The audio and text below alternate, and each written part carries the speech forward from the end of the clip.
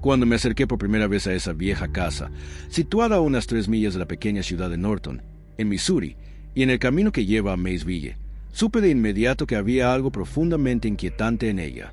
Era una estructura descuidada, con las ventanas sin cristales y las puertas ausentes de los marcos. La madera de tejado se había agrietado por completo y los tablones lucían un color gris pardo, como si jamás hubieran visto una sola capa de pintura.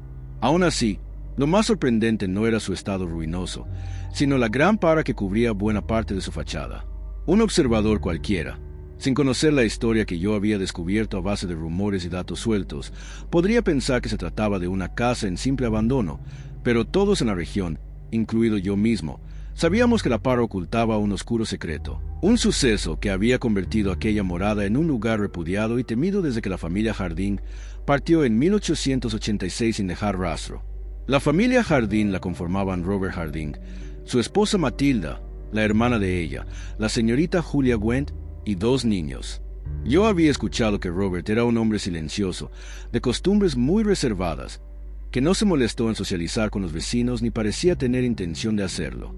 Tenía un carácter comedido y diligente, y se las apañaba para ganarse la vida con una pequeña granja que ahora yace cubierta de maleza y zarzamoras.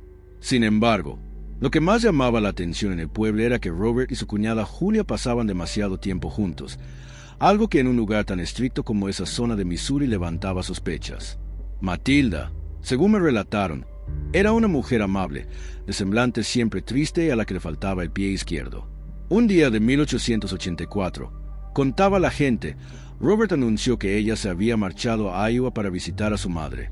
Cuando alguien lo interrogaba sobre el regreso de su esposa, él se limitaba a responder sin ofrecer muchas ganas de continuar la conversación.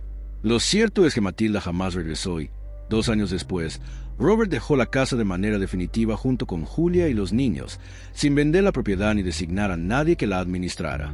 Simplemente desapareció. El abandono de la casa no tardó en convertirla en blanco de rumores, apropiándose rápidamente de la fama de encantada. Por mi parte, confieso que al principio no le di mayor importancia hasta que supe de un par de encuentros extraños que tuvieron lugar allí. Me enteré de que cierta tarde de verano, unos 4 o 5 años después de la partida de los Jardín, el reverendo Gruber de Norton y un abogado apellidado Yates se reunieron, por casualidad, delante de la casa. Como ambos tenían asuntos que discutir y el calor era asfixiante, ataron sus caballos y se sentaron en el porche en busca de un poco de sombra. Mientras hablaban, notaron de repente que la larga para que cubría la mitad de la fachada se agitaba sin razón aparente, sacudiendo hojas y tallos como si un viento invisible la dominara. Ellos se alzaron de un salto, esperando la inminencia de una tormenta. Pero los árboles cercanos estaban quietos, ni siquiera la rama más delgada de las copas se movía.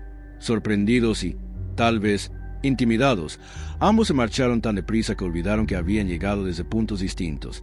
Llegaron a Norton y contaron lo sucedido a unos pocos amigos discretos. Cuando regresaron al día siguiente con otros testigos, la para volvió a sacudirse violentamente desde la raíz hasta la última hoja, y ni siquiera lograron detener sus movimientos al intentar sostener el tronco entre todos. Tras una hora sin aclarar nada, se marcharon tan perplejos como habían llegado. Con la rapidez con la que se propagan los rumores en un pequeño lugar, el suceso atrajo a más curiosos, algunos de los cuales pasaban día y noche ahí con la esperanza de ver la extraña manifestación. Al principio dudé si unirme a la multitud, pero la inquietud pudo más que mi prudencia, así que terminé presenciando como varios vecinos discutían sin ponerse de acuerdo sobre la causa de aquellos temblores. Fue entonces cuando alguien, quizá por inspiración o mero afán destructivo, propuso arrancar la para de raíz. Con la aceptación de todos y un debate bastante caldeado, se llevó a cabo la idea. Al extraer la planta, yo mismo contemplé un hallazgo aterrador. La raíz, que se hundía recta a unos 5 o 6 pies en la tierra, se ramificaba después en diminutas raicillas y filamentos que, al ser cuidadosamente retirados, formaban una red compacta y misteriosamente similar a una figura humana. Se distinguían la cabeza, el tronco y las extremidades. Incluso los dedos de pies y manos parecían esbozados en aquella masa retorcida de fibra. Pero lo más escalofriante fue comprobar que esa figura carecía del pie izquierdo y, para rematar el espanto, las fibras de la pierna se doblaban hacia adentro justo en el punto donde habría debido continuar ese miembro ausente. Aún hoy me cuesta describir el silencio que cayó sobre todos, seguido de gritos y discusiones cuando se comprendió la única conclusión posible. que la parra y su raíz guardaban una macabra relación con el destino de la señora Harding. Por órdenes del sheriff del condado, la raíz y la tierra fueron devueltas a su estado original, volviendo a sepultar aquella retorcida forma, aunque nunca se realizó una investigación formal que ofreciera certezas definitivas. Algún tiempo después, alguien confirmó lo que otros ya sospechábamos. Matilda Harding jamás llegó a Iowa para ver a su madre, y estos parientes, al ser consultados, no tenían la menor idea de su visita.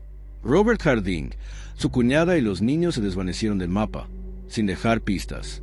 Hoy la casa, consumida por el abandono y la superstición, permanece en pie con una nueva parra, un espécimen indiferente y común, bajo cuya sombra podría sentarse cualquiera en una noche apacible, oyendo cantar de las chicharras y los lejanos chotacabras, si es que se atreve.